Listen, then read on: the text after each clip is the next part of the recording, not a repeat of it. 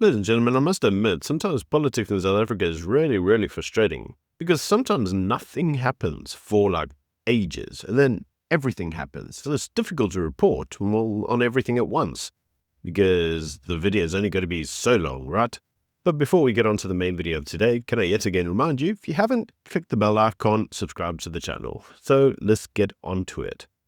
The video today, we are going to look at what Trump and Cyril are due to talk about at their second meeting at the G7. But before we get on to that topic, let's talk about some minor topics that you may have missed.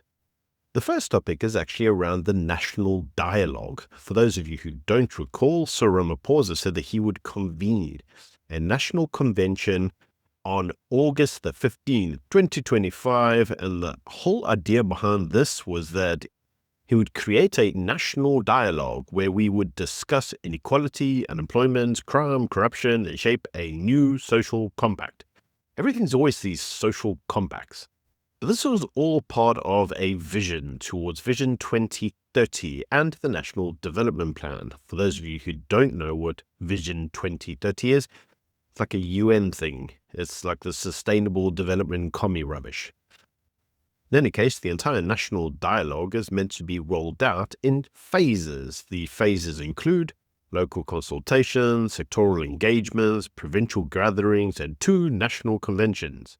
The conventions will include parties from government, political parties, civil society, labor, business, youth, women, traditional leaders, religious bodies, sports and cultural organizations. So, they're trying to do this whole, we've included everybody and got all of their opinions in terms of this new social dialogue. Now, I did make the comment when this entire thing was announced that I was very cautious, mainly because we saw in the expropriation discussions that the EFF generally tended to hijack all of the discussions and steer the narrative around one specific way. Anybody that went in there to say a narrative that was contrary to this was basically shot down. Now, I must say that I'm still cautious that that's exactly what this is going to be. In any case, the actual administrative structure, just to really fill you with confidence, is going to be led by Deputy President Paul Mashatile, who will coordinate the government's role, which includes a steering committee, who will set the priorities and coordinate implementation. A secretary will also be housed from NEDLAC. If you don't know who NEDLAC are, they're apparently like the business representations. And there's going to be an eminent group of persons, some 31 individuals have been named so far, that will help champion and push forward this national dialogue to ensure that it remains inclusive and credible. Now, you may be thinking, well, for it to be inclusive, how many white individuals does it include? Well, actually, it includes 4. And the actual individuals that are being included is the founder of Nando's, a former constitutional judge, a mining and business exec, and Miss South Africa 2024. Other members included are going to be Siya Kolisi and a bunch of other no-name people that you've never heard of. Very interesting, though, the Mbeki, Mandela, de Klerk, all those normal foundations have all been excluded, which has drawn some criticism from civil society, saying, well, is there a reason for this? And the answer appears to be that there is some fear that the organizations will use the platform in order to criticize Ramaphosa's leadership, specifically in terms of ANC governance failures, of which there are just so many, such as the inability to grow the economy and corruption, and all the other failures that the ANC has been so instrumental in implementing. Now, this has led some individuals to say that the dialogue will be nothing more than a giant, huge talking shop, unless it actually addresses economic growth, implementation failures, and corruption, all the things the ANC are basically unable to do.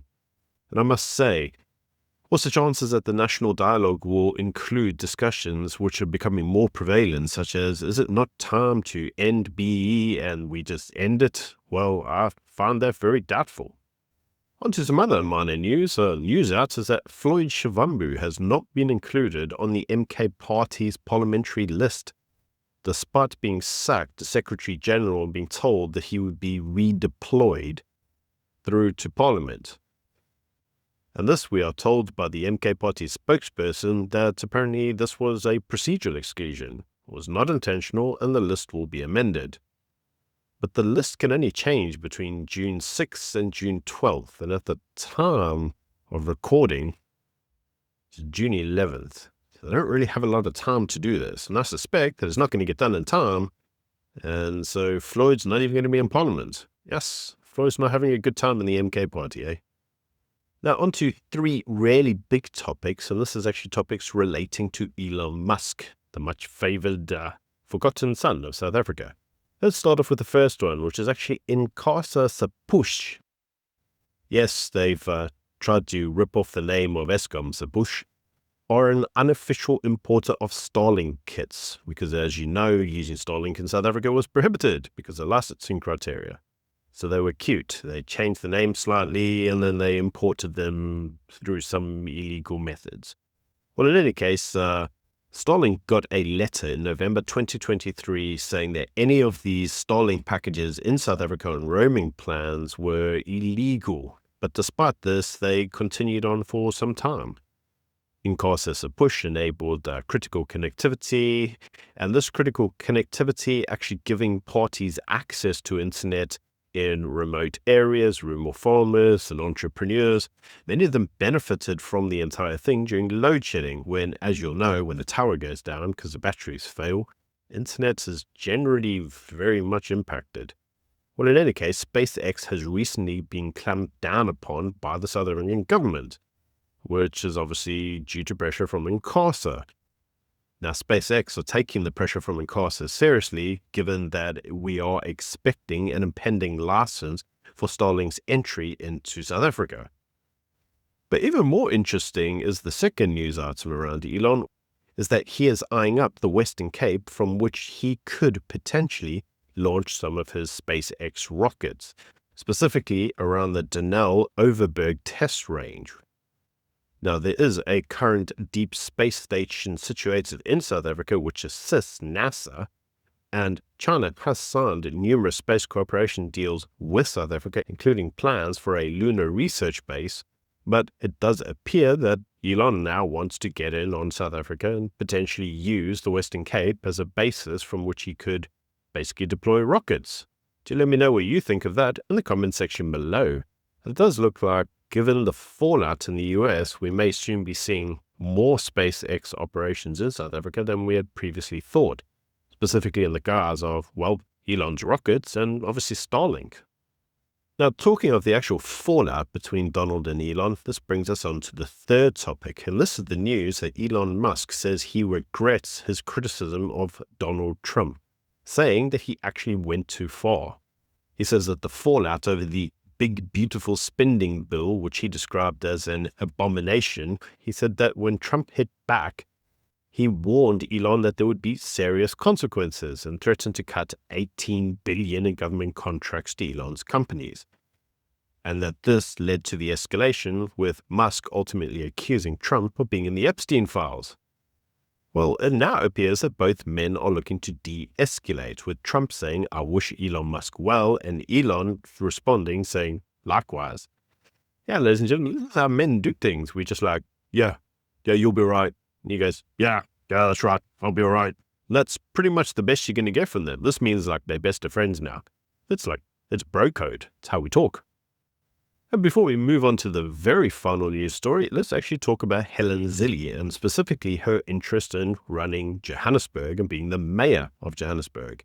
And as you will know, this is the news story that Helen Zille says that she has expressed her interest in being mayor of Joburg. She has said that if elected, she would have to step down from a national role and would have to be mayor full-time. This is after 3 other high-profile candidates turned down the offer to be Joburg mayor. And the DA is suggesting that they need a high-profile figure with national recognition, otherwise they're not going to win Johannesburg. So apparently it's a strategic move in order for them to actually, win. This would also mean that if she was elected, she would also then be excluded from any further coalition meetings at a national level going forward, and would effectively be out, as her role that is, of the government and national unity. So I can imagine that this is something the ANC would probably want to see. But very interestingly, a party that has said they don't want to see this is the MK party, who has said that according to them, they would be better positioned to restore Johannesburg, and they have plans to transform the city before 2026. Apparently, according to the MK Party spokesperson, having Helen Zille would be nonsensical because she's a Cape Townian with no ties to Joburg, despite being raised in Joburg. And the MK Party argues that, there's more capable black leaders in Johannesburg. It always comes back to race with these people, every single time. In any case, according to the MK Party, they said that the ANC and the DA are responsible for the city's collapse, and both parties are responsible for that failure, so they should try someone else. Because according to the MK Party, their entire purpose is to reclaim the dignity of black people, and that means that they have to be corrective against white leadership. Yeah, it actually says that.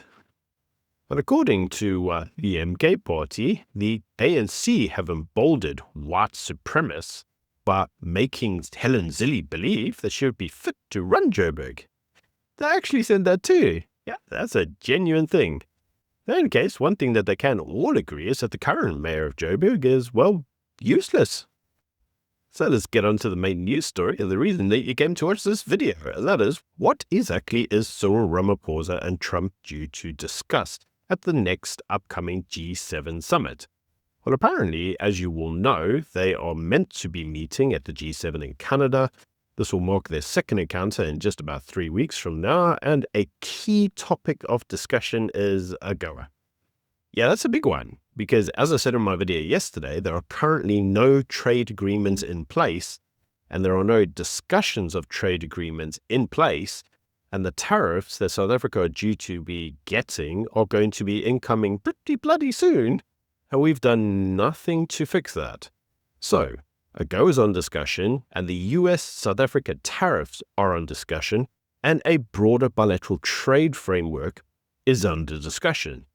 Now, many individuals noticed that B was criticized by Donald Trump, and immediately upon getting home, Cyril seemed to double down on it. So this will no doubt also be on the discussion table. Now, in terms of the actual tariffs, this is something that should be alarming the South African government quite a bit, because in April, the Trump administration put reciprocal tariffs of 30% on South African imports, which they then agreed to suspend, reducing them to 10% during the negotiations. But as I said, there have been no negotiations. Now, according to the South African government, they proposed an updated framework to expand trade and investment ties, but there's zero proof of this. But what there is proof of is that AGOA is currently being criticized in the US. AGOA is actually due to expire in September. That's not actually a lot of time. Now, the renewal should be something that is all-encompassing everybody's attention, especially given the pending act that's due to go before Congress to get South Africa's role in terms of AGOA reassessed on the basis that South Africa is undermining US interests. Now, in typical fashion, the actual trade tariff pausing that occurred is meant to expire on July 9th. And so a big question from Ramaphosa to Trump is going to be, what happens if we can't finalize a trade deal before July 9th? And I suspect that what's going to happen is you're going to get trade tariffs up the wazoo, buddy. So you better get onto it. Now, this is obviously all part of the whole resetting of the US-SA relations that are meant to be taking place. Now, on a very final topic, the question that many individuals has asked is what's happening with the refugee status during all of this? Has Trump rescinded his refugee offer? Are they still taking refugees? And the answer, ladies and gentlemen, is despite what anybody else tells you, we don't know. We honestly don't know. There's no news on this at all. So I can't tell you what I don't know. Apparently some individuals saying they do know because they heard from their auntie's uncle's cat who told them through a parrot. We don't know. There's no news on this. And in case these are all just my opinions, do let me know what you think in the comment section below. Until tomorrow, bye. Did you know that the president of South Africa earns more money than the chancellor of Germany? I didn't know that. The South African civil service is the highest paid in the world as a percentage of GDP. A few years ago, the South African government invited the International Monetary Fund to come and study the salaries of the public service. And they concluded that the public service in South Africa earns 16% of GDP.